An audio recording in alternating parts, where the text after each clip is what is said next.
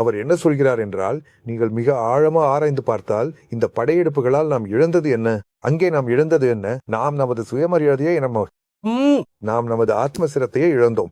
சரி, சுயநம்பிக்கையை இழந்தோம். நான் அலட்சியமாகிவிட்டோம். இல்ல, அலட்சியம் மட்டும் இல்ல, நம்பிக்கையையும் இழந்தோம். நம்மை விட மேற்கத்தியர் சொல்வதே சரி என நாம் கருதினோம். இந்தியாவை விட இன்றும் கூட பல இந்தியர்கள், மேற்கத்தியர்கள் இந்தியாவை பற்றி என்ன நினைக்கிறாங்களோ அதையே நம்புகிறாங்க.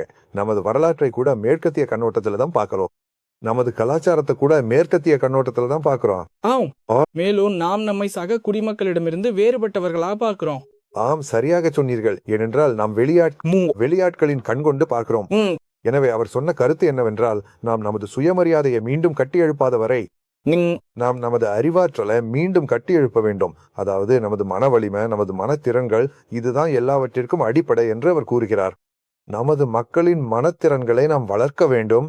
அதை மீண்டும் கட்டி எழுப்புவதன் மூலம் நமது சிந்திக்கும் திறன், நமது விஷயங்களை புரிந்து கொள்ளும் திறன், அற்புதமான உபநிடத கருத்துக்களை உள்வாங்கிக் கொள்ளும் திறன் ஆகியவற்றை வளர்க்க வேண்டும். எனவே இந்த மனத்திறனை நாம் நவீன இந்தியர்களிடம் வளர்த்தா டிங். நமது பல்கலைக்கழக அமைப்பிலிருந்து லட்சக்கணக்கான மக்கள் வெளியே வருகிறார்கள்.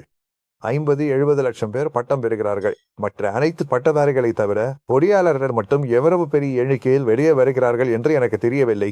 இவர்கள் அனைவரும் வெளியே வருகிறார்கள் என்று அவர் கூறினார். இப்போது நாம் அவர்களை மன ரீதியாக பலப்படுத்த வேண்டும், அறிவாற்றல் ரீதியாக. எனவே இந்த அறிவாற்றல் வலுப்படுத்துதல் அல்லது அறிவாற்றல் அதிகாரம் அளித்தல் என்பது நமது நாட்டின் முதன்மையான சீர்திருத்தங்களில் ஒன்று அல்லது முன்னேற்றத்திற்கான வழி.